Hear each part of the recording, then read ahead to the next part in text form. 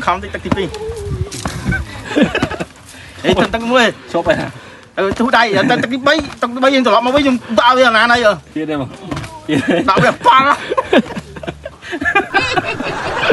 bài tiếp rồi mà số xây con học này ngày nay dương môn trôi sám dương tranh mặt trip ngày nay ngày post ti 9 ខែ 4 ឆ្នាំ 2023 យើងបន្តពីយើងទៅទៀងរួចនៅកន្លែងយើងអីអញ្ចឹងរងចាំតាមដានទស្សនាវីដេអូសប្បាយយើងចេញមុនចូលចាស់ទាំងអស់គ្នាបាទអូខេ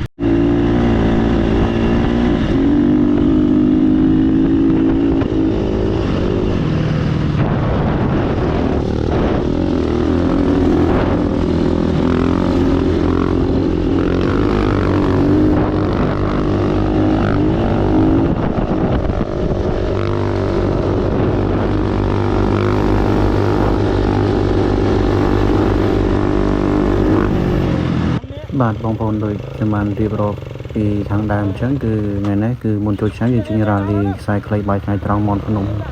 នៅម្ដុំកាសាធំបងប្អូនគឺយើងមានបញ្ហាបន្តិចបន្តួចតែអត់អីទេបងប្អូនសប្បាយក្នុងវិស័យម៉ូតូយើងគឺបន្តិចបន្តួចទេអត់អីទេ បាទហើយយើងទៅ5ម៉ូតូយើងមកវិញតែ4ម៉ូតូទេបងប្អូន មូលហេតុអីបងប្អូនដោយសារបងប្រុសគាត់លុំបន្តិចណាបងប្អូនគាត់ឆ្លត់ទៅគាត់ឈឺសាច់ដុំអញ្ចឹងគាត់បើកកើតអញ្ចឹងយើងមានអីយើងមានតែជួយយកភាសាគ្នាទៅចំពោះការលេងយើងគឺសុបាយក៏យើងសុបាយរួមគ្នាទុកក៏យើងទុករួមគ្នាក៏ប៉ុន្តែអីបងប្អូនមើលឃើញគាត់នៅសើចញញឹមឡើយទេបាទបងសុំអ៊ូ បាទសុបាយជាមួយបងប្អូនធីមរ៉ាលសាមគីសាខាជុកនេះបងប្អូនបាទអូខេបាទអញ្ចឹងមានអីទេវីដេអូគឺកំសាន្តសុបាយចាជួបបងប្អូនទស្សនាហើយ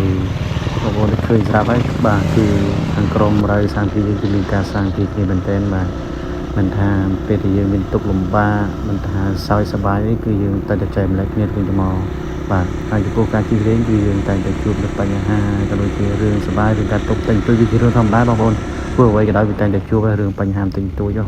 ក៏ប៉ុន្តែយើងត្រូវដោះស្រាយវាឲ្យគិតវាងាយសប្បាយបាទបងប្អូនបាទឥឡូវយើងជីកលើកស៊ូយូយើងមួយទៀតឥឡូវយើងចូលទឹកដូងតិចតិចសិនណាបងប្អូនបាទគឺបងប្អូនខ្ញុំមកទេគ្នា5នាក់14ម៉ូតូបានហើយជាក់ស្ដែងណាសិតស្មាត់ហើយនិយាយទៅតោជិះតែមួយ2នាក់អីនោះចប់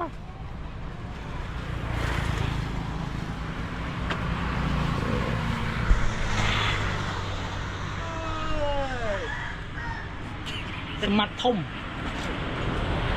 បង្កើតផ្លូវថ្មីខ្លួនឯងនិយាយទៅអាផ្លូវគេនេះជិះលើស្ពានហើយសូស្ពានហ្នឹងវាពិបាកជិះទៅអត់ទៅមើលម៉ូតូចងបញ្យោនឹងស្ពាន